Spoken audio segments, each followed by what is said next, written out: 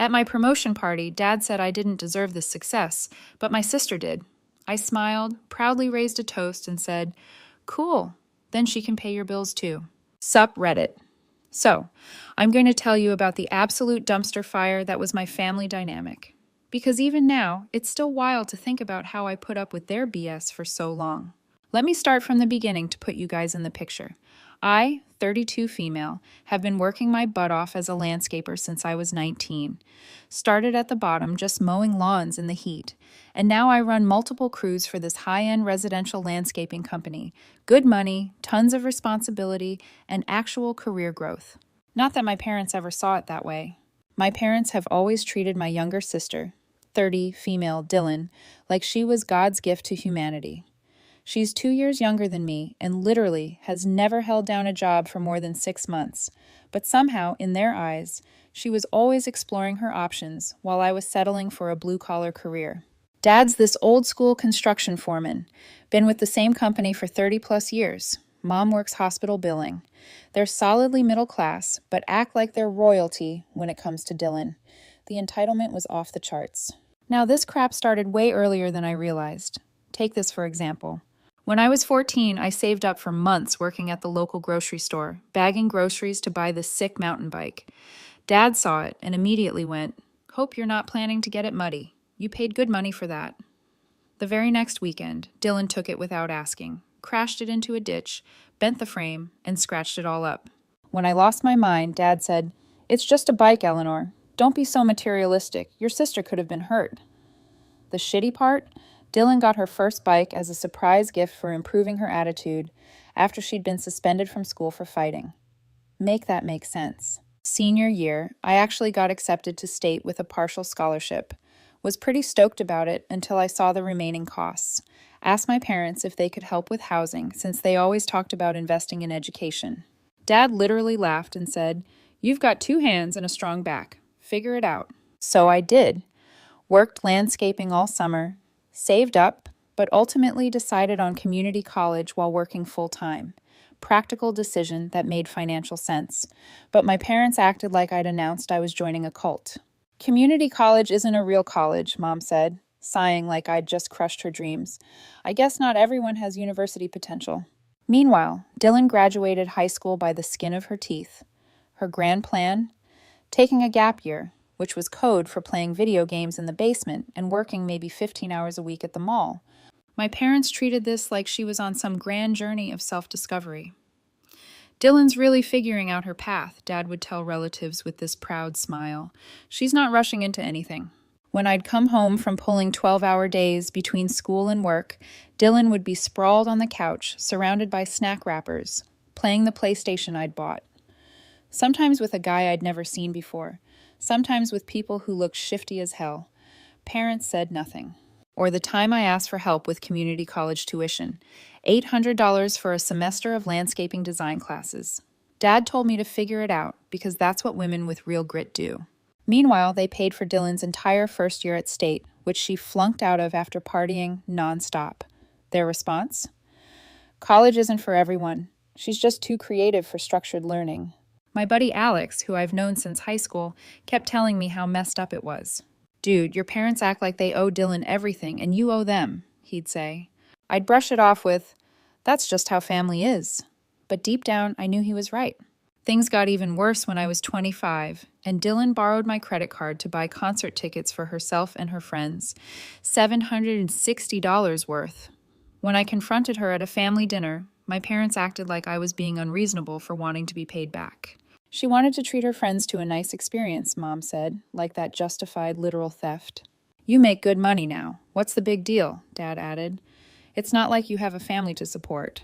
Dylan just smirked the whole time. "I'll pay you back when I get my tax return," she said. She never did. What they didn't know was that I was saving for a certification program that would bump me up to supervisor level at work. That $760 meant delaying my career advancement by almost 6 months. When I finally did get certified, paying out of pocket by picking up extra weekend shifts, my parents didn't even acknowledge it. Dylan, however, got a congratulations on your new beginning card with $200 inside when she got hired at a bar. She quit 3 weeks later. When I got my first promotion to crew leader at 24, my parents didn't even show up to the small celebration I had at a local pizza place. "It's just landscaping," Dad said. "Call us when you get a real career." But when Dylan got made head bartender at some dive bar, which basically meant she was the only one who could make a martini, they took her out to a fancy dinner and posted all over Facebook about how proud they were. Mom would share every single one of Dylan's Instagram posts, no matter how ridiculous. My beautiful girl enjoying her weekend, under a picture of her flexing in a club bathroom. Meanwhile, when I posted photos of a major landscaping project I designed and managed for a local business park, complete with water features and custom stonework, crickets. Not a like, not a share, nothing. For my 30th birthday, Mom sent me a $25 gift card to Applebee's. For Dylan's 28th, they surprised her with a weekend trip to Vegas and gave her $500 spending money. When I pointed out the disparity, Mom said Dylan needed a break after her breakup. She'd been dating the guy for 2 months. Speaking of relationships, they sabotaged every one I ever had. When I brought home my college boyfriend, Caden, Mom spent the entire dinner talking about how some men just aren't nurturing enough to make good husbands.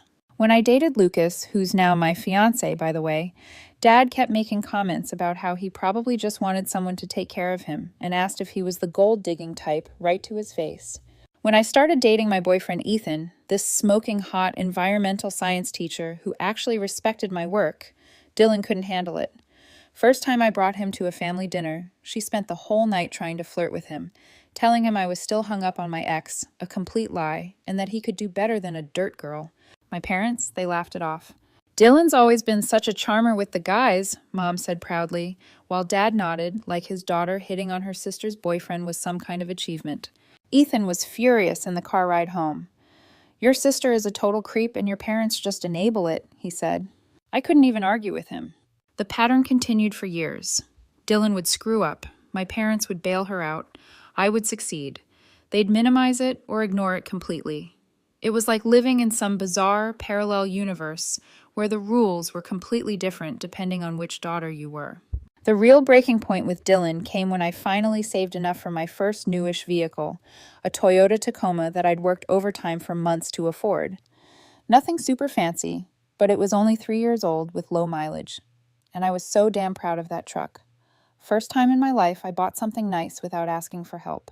I was at my parents' for one of those obligatory Sunday dinners, still trying to keep the peace back then, and Dylan showed up already half in the bag. I noticed her eyeing my truck and making comments about how it was compensating for something. After dinner, I stepped out for a smoke, and my truck was gone. My keys weren't by the door anymore. 2 hours of calling and texting Dylan with no response.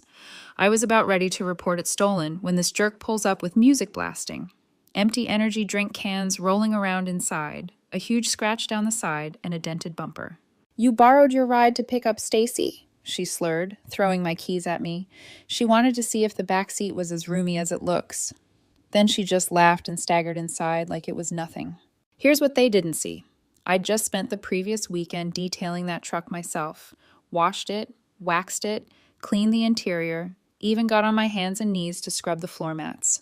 Not because I'm obsessive, but because it represented everything I'd worked for. And now it had a 3-foot scratch down the driver's side and smelled like cheap perfume. I followed her in, absolutely fuming, and confronted her in front of my parents. Their reaction?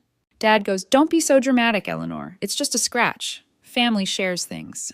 Mom chimes in with, "I'm sure Dylan will help pay for the repairs. Won't you, Dylan?" Dylan just flopped on the couch, changed the channel, and said, "It already had scratches. Probably trying to scam me to pay for your crappy driving. Besides, what's the big deal? It's just a truck. Not like you've got anything better to spend money on." I lost it. She took my truck without permission. That's theft. She damaged it while driving impaired. That's a crime. And you're both sitting here defending her? Dad stood up, getting in my face. "Don't you dare use that tone in my house. Dylan made a mistake. You need to calm down." "A mistake? She stole my truck. She damaged my property. And you're acting like I'm the problem?" Mom started crying, her go-to move whenever she was losing an argument. "Why are you always so hard on your sister? She's going through a tough time right now." "She's always going through a tough time," I shot back, "and I'm always expected to just deal with it." Dylan, still sprawled on the couch, just smirked. "Not my fault you're so uptight, sis. It's just a truck. Chill." That was it. I was done. I turned to Dylan and said, "You have 30 days to pay for the damages, or I'm filing a police report for theft and property damage." Dad exploded. "You will not file a police report against your sister. That is not how this family handles things." "Then how does this family handle things, Dad? Because from where I'm standing, Dylan gets away with literal crimes while I get lectured for being upset about it." I walked out, and that night I blocked Dylan's number. Told my parents I was done with her until she paid for the damages and apologized. Their response? "You've always been too sensitive. Dylan's going through a rough patch right now." Mom and Dad spent the next few months trying to make me apologize to her. Dad would call with BS like, "Your mother's upset about this family rift you've created." Mom would text me pictures of Dylan at family events with captions like, "Someone's missing," or "If only everyone was here." Not once did they actually hold her accountable. Not once did they acknowledge that she was in the wrong. It was always about how I needed to be the bigger person and let it go, for the sake of family harmony. The promotion that changed everything came about 6 months after the truck incident. I'd been busting my butt, taking on extra projects, coming in early, staying late.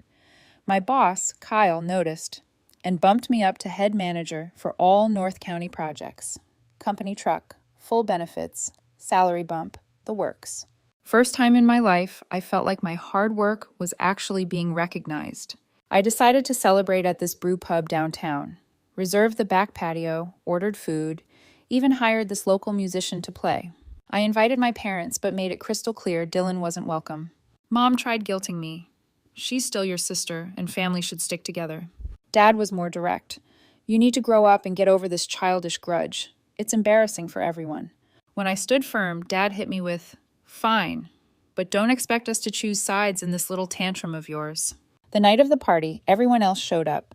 My work buddies, friends from softball, even Dylan's ex Casey came without her, which was shocking.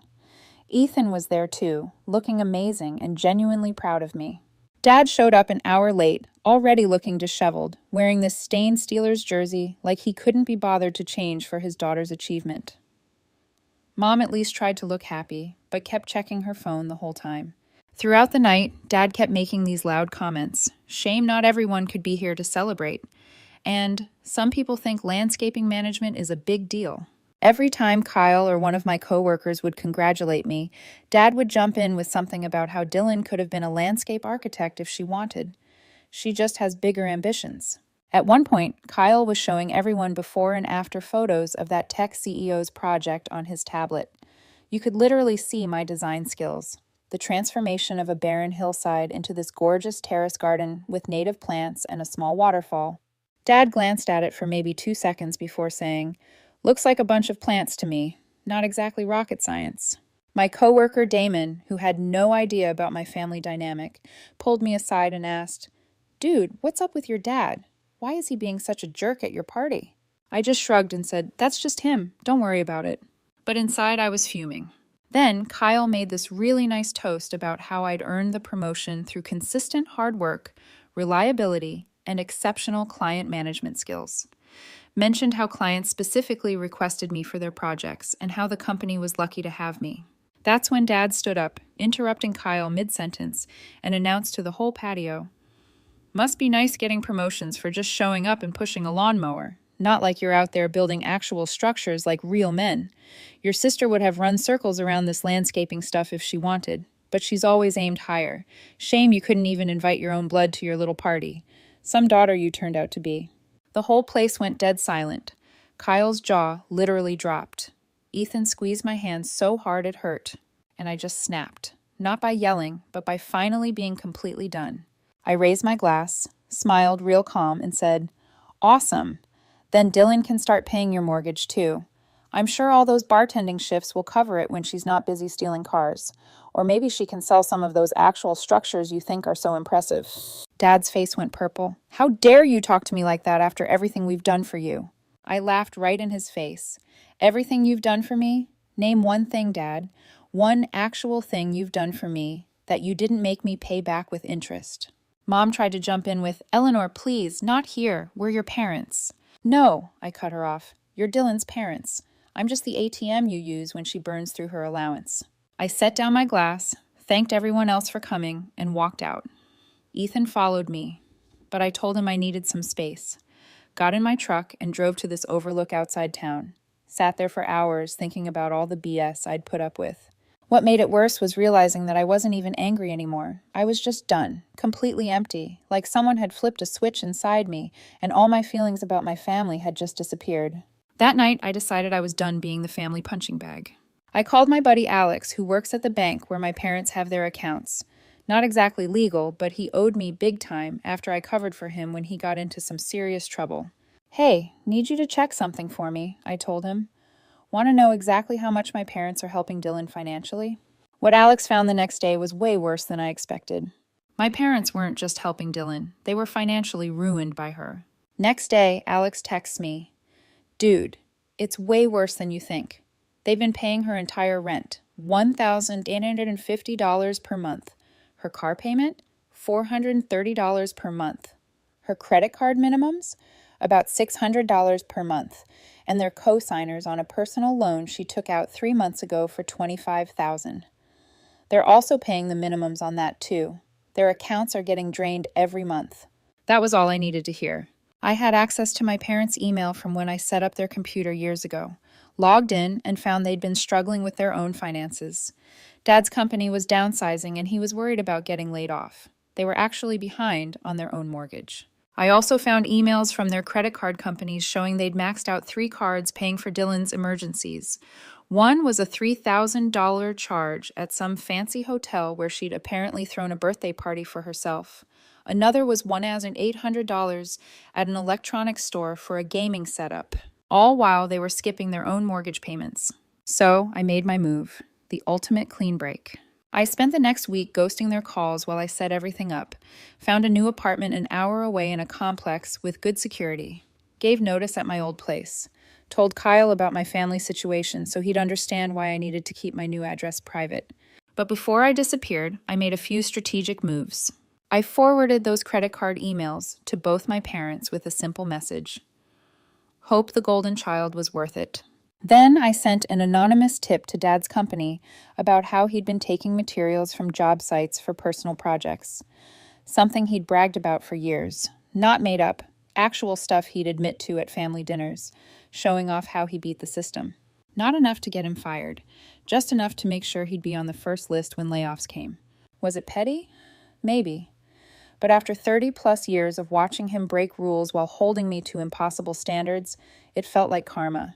Then I changed my number, deleted all social media, got a P.O. box for mail, and vanished from their lives completely. The first month of radio silence was weird. I kept expecting to feel guilty, to cave and call them, but that feeling never came. Instead, I felt this huge weight lift off my shoulders.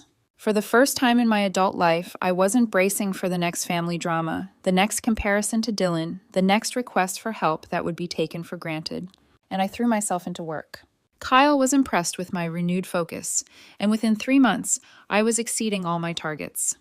The company gave me a bonus that I actually got to keep, no lending to Dylan or helping my parents with some emergency. My new apartment was smaller, but in a better area. I furnished it exactly how I wanted. No secondhand stuff, no hand-me-downs, everything I picked out myself. It felt like a fresh start. The first thing I bought was the sick leather couch I'd had my eye on for years, but could never justify spending money on when Dylan always needed loans. I set up a home office with a proper desk instead of the folding table I'd been using. Hung art on the walls that I actually liked instead of the garage sale crap Mom had always given me to make the place look nice.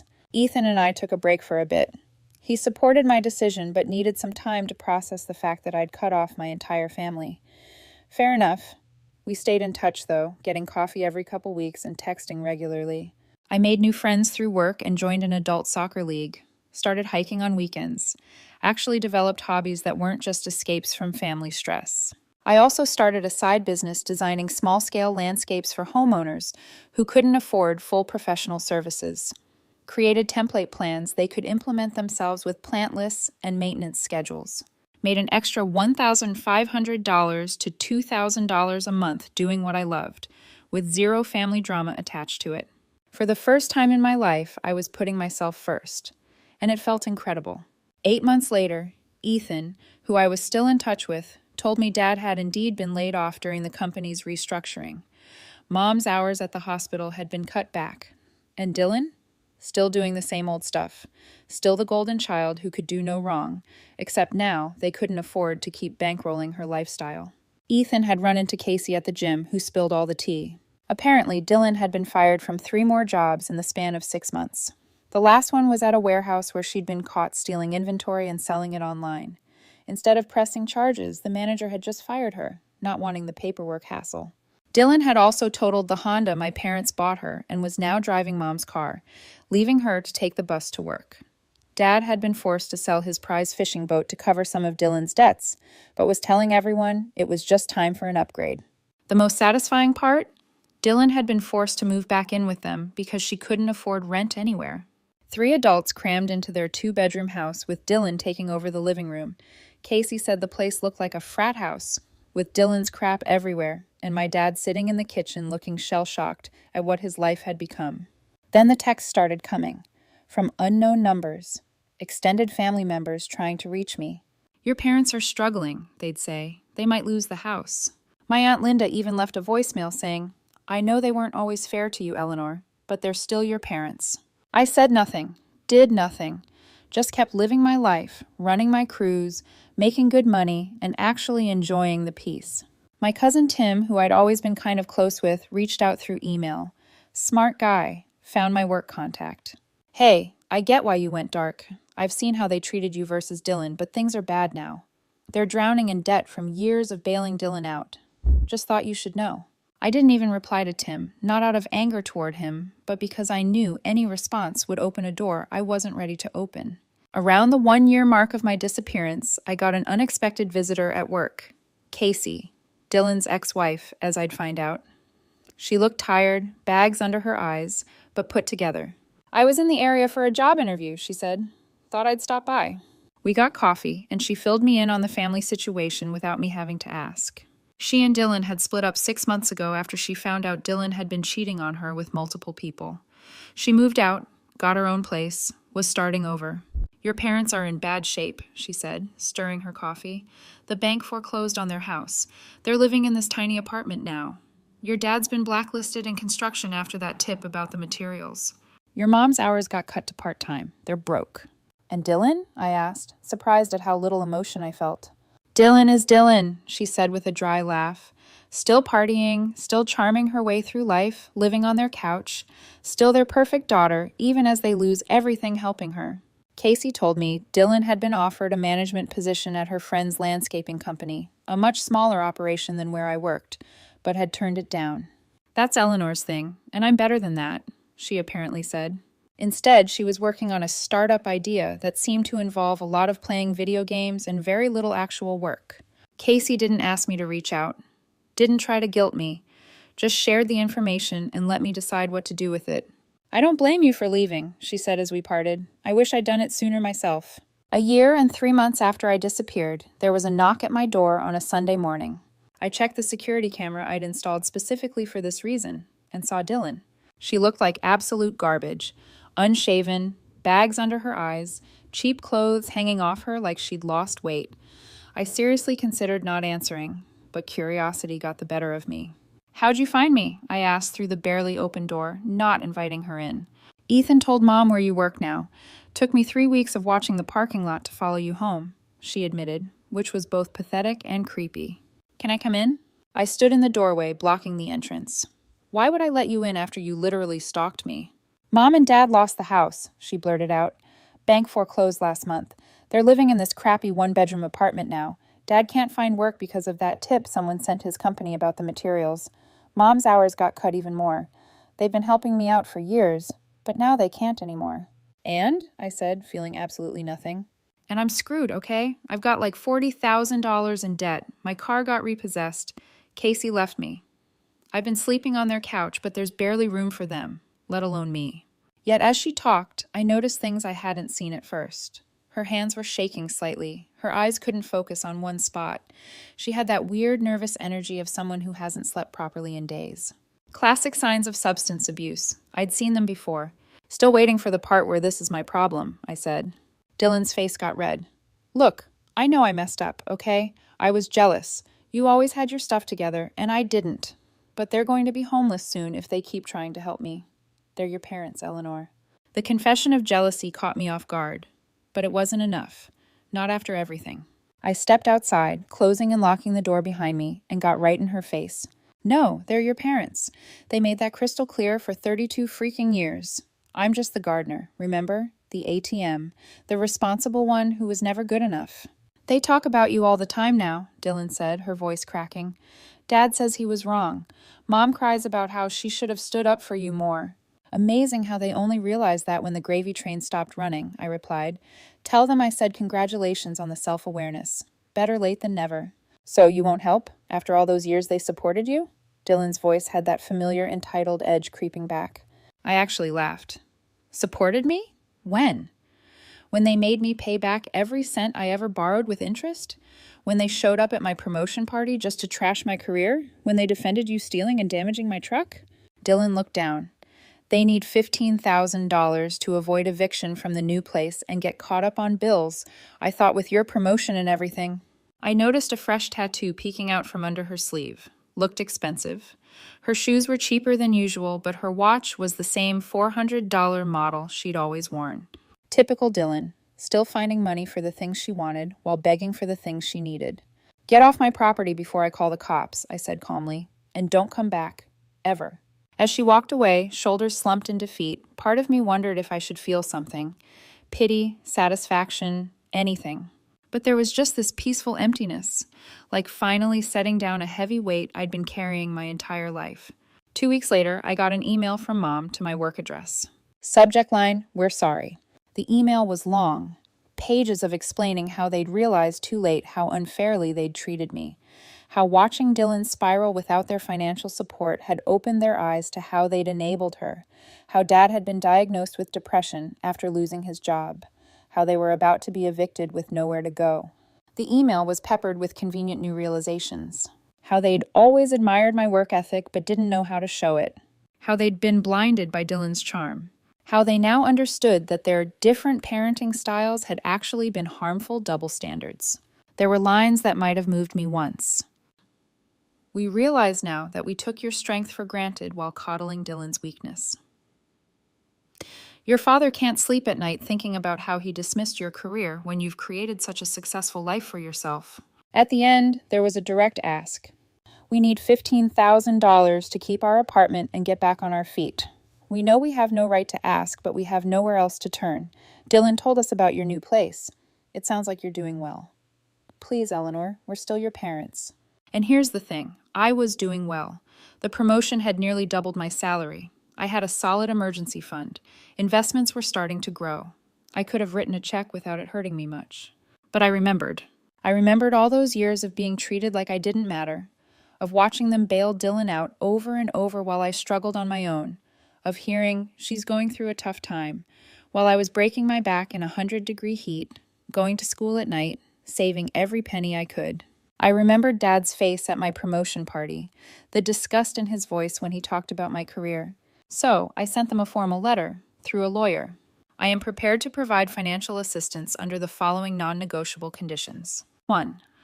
I will pay $15,000 directly to your landlord and creditors. Not to you personally. 2. You will both sign a formal loan agreement with 8% interest. The same terms Dad gave me for my truck repair loan, with payments to begin in 6 months. 3.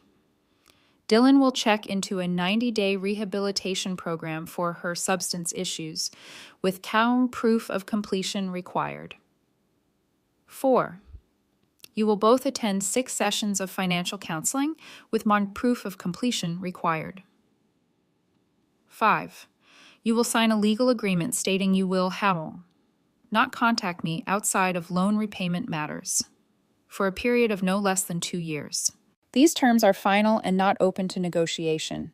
Mom called my lawyer crying, begging him to get me to just help family without all these cold conditions.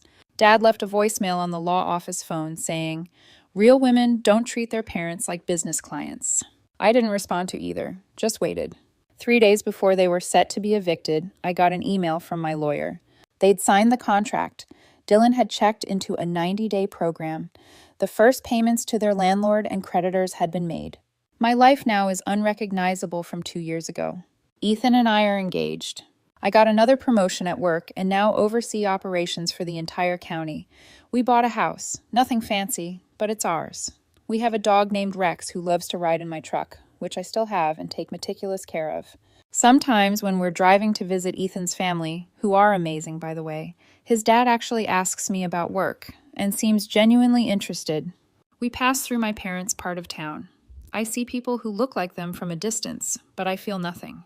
No anger anymore, no resentment, not even satisfaction at how things turned out. Just nothing. And after a lifetime of being made to feel like nothing by them, that emptiness feels like the biggest victory of all.